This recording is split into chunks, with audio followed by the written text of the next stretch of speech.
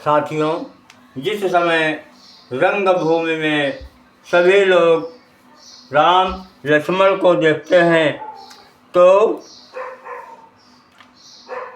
जो है उनकी शोभा का वर्णन नहीं किया सकता। सभी लोग प्रभु राम पे मोहित हो जाते हैं। उस समय जो है प्रभु ही देखते सब नृप ही हारे, जनु राकेश उदय भय तारे। प्रभु को देख करके सभी राजा हृदय में हार गए, निराश हो गए, तेजहीन हो गए। जैसे पूर्ण चंद्रमा के उदय होने पर तारे प्रकाशहीन हो जाते हैं। उनके तेज को देखकर सबके मन में ऐसा विश्वास हो गया कि श्री रामचंद्र ही धनुष को तोड़ेंगे, इसमें संदेह नहीं है। कि बिनु भंजहु भव धनुष विशाला, मेलहि सीय राम और माला। अस विचारी गवनहु घर भाई, जस प्रताप बल तेज गवाई। इधर उनके रूप को देखकर सबके मन में यह निश्चय हो गया कि शिव जी के विशाल धनुष को जो संभव है न टूट सके, बिना तोड़े भी सीता जी श्री रामचंद्र जी के गले में जयमाला डालेंगी। अर्थात दोनों तरह से ही हमारी हार होगी और विजय श्री रामचंद्र के हाथ रहेगी। जो सोचकर वे कहने लगे कि हे भाई, ऐसा विचार कर यश प्रताप बल और तेज गंवाकर अपने अपने घर चलो। बिहसे अपर भूप सुनि बानी, जे अविवेक अंध अभिमानी। तोरेहु धनुष ब्याहु अवगाहा, बिनु तोरे को कुंवरी बियाहा। एक बार कालव के न होई, सियहित समर जितब हम सोऊ। जहाँ सुनि अपर महिप मुस्काने, धर्मशील हरि भगत सयाने। दूसरे राजा जो अविवेक से अंधे हो रहे थे और अभिमानी थे, यह बात सुनकर बहुत हंसे। उन्होंने कहा, धनुष तोड़ने पर भी विवाह होना कठिन है, अर्थात सहज ही हम जानकी को हाथ से जाने नहीं देंगे, फिर बिना तोड़े तो राजकुमारी को ब्याह ही कौन सकता है। काल ही क्यों न हो, एक बार तो सीता के लिए उसे भी हम युद्ध में जीत लेंगे। यह घमंड की बात सुनकर दूसरे राजा जो धर्मात्मा हरिभक्त और सयाने थे मुस्कुराए। किसी बियाह विराम, गर्भ दूरी करि नृपन के, जीत कुशक संग्राम, दशरथ के रन बांकुरे। उन्होंने कहा कि राजाओं के गर्व दूर करके जो धनुष किसी से नहीं टूट सकेगा, उसे तोड़कर श्री रामचंद्र जी सीता जी को ब्याहेंगे। रही युद्ध की बात सो महाराज दशरथ के रण में बांके पुत्रों को युद्ध तो जीत ही कौन सकता है। व्यर्थ मरहु जन गाल बजाए, मन मोदकन की भूख बुताई। सिख हमारी सुनु परम पुनीता, जगदम्बा जानहु जिय सीता। गाल बजाकर व्यर्थ ही मत मरो, मन के लड्डुओं से भी कहीं भूख बुझती है। हमारी परम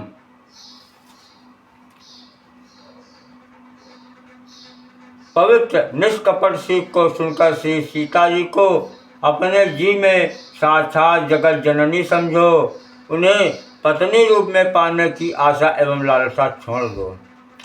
जगत पिता रघुपति है बिचारी, जगत पिता रघुपति है बिचारी।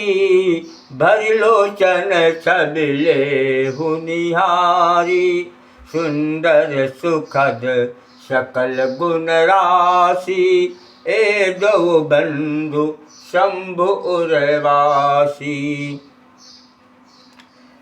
और श्री रघुनाथ जी को जगत का पिता परमेश्वर विचार कर नेत्र भरकर उनकी छवि देख लो। ऐसा अवसर बार बार नहीं मिलेगा। सुंदर सुख देने वाले और समस्त गुणों की राशि ये दोनों भाई शिव जी के हृदय में बसने वाले हैं। स्वयं शिव जी भी जिन्हें सदा हृदय में छिपाए रहते हैं, वे तुम्हारे नेत्रों के समान, नेत्रों के सामने आ गए। कि सुधा समुद्र समीप बिहाई, मृग जल निरखी मरहु कत धाई। करहु जाई जही काजई भावा, करहु जाई जा कहूँ जही भावा, हम तो आयु जन्म फल पावा। जाओ, जिसको जो करना है वो करो, हमें तो आज जीवन भर का फल मिल गया, अर्थात आज हमारा जीवन सफल हो गया।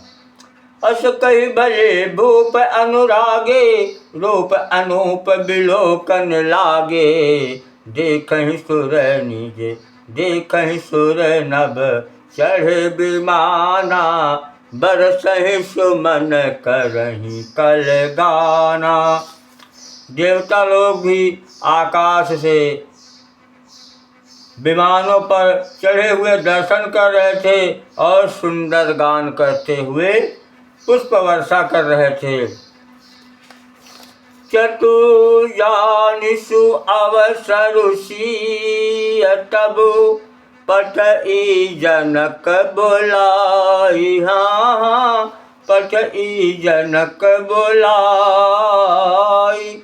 चतुर सखी सुंदर सकल, सादर चली लवाई। तब सुअवसर जानकर जनक जी ने श्री सीता जी को बुला भेजा। सब चतुर और सुंदर सखियाँ आदर पूर्वक उन्हें लिवा चली। सिय शोभा नहीं जाई बखाने, जगदम्बिका रूप गुण खानी। उपमा सकल मोहि लघु लागी, प्राकृत नारी अंग अनुरागी। सिय बरनियत ही उपमा देई, कुकभि कहाई अजसु को लेई। जो पट तरियती समसिया, जग असि जुबति कहाँ कमनिया। गिरा मुखर तन अरद भवानी, रति अति दुखित अतनु पति जानी। विष बारुनी बंधु प्रिय जेहि, कहिय रमा सम किमि बैदेहि। यो छवि सुधा पयो निधि होई, परम रूपमय कच्छप सोई। शोभा रजु मंदरु सिंगारो, मथय पानि पंकज निज मारू। सीता जी की शोभा जो है अतुलनीय है, उनकी कोई तुलना नहीं की जा सकती। अगर हम रथ के बराबर कहें तो वो भी कामदेव की पत्नी है। स्वर्गीय देवियों को लाएं तो इंद्राणी के नाथ कलंकी हैं। मतलब सीता जी की समता किसी से नहीं की जा सकती। कि यही ब्रज उपजय लक्ष्य जब, सुंदरता सुख मूल। तदपि सकोच समेत कवि, कहीं सीय समतूल। इस प्रकार का संयोग होने से जब सुंदरता और सुख की मूल लक्ष्मी उत्पन्न हो, तो भी कवि लोग उसे बहुत संकोच के साथ सीता जी के समान कहेंगे। जिस सुंदरता के समुद्र को कामदेव मथेगा, वह सुंदरता भी प्राकृत लौकिक सुंदरता ही होगी, क्योंकि कामदेव स्वयं भी त्रिगुणमयी प्रकृति का ही विकार है। अतः उस सुंदरता को मदकर प्रकट की हुई लक्ष्मी भी उपरयुक्त लक्ष्मी की अपेक्षा कहीं अधिक सुंदर और दिव्य होने पर भी होगी। प्राकृत ही, अतः उसके साथ भी जानकी जी की तुलना करना कल के लिए बड़े संकोच की बात होगी। जिस सुंदरता से जानकी जी का दिव्य परम दिव्य विग्रह बना है, वह सुंदरता उपरयुक्त सुंदरता से भिन्न अप्राकृत है। वस्तुतः लक्ष्मी जी का अप्राकृत रूप भी यही है। वह कामदेव के मथने में नहीं आ सकती और वह जानकी जी का स्वरूप ही है, अतः उसे भिन्न नहीं और उपमा दी जा सकती।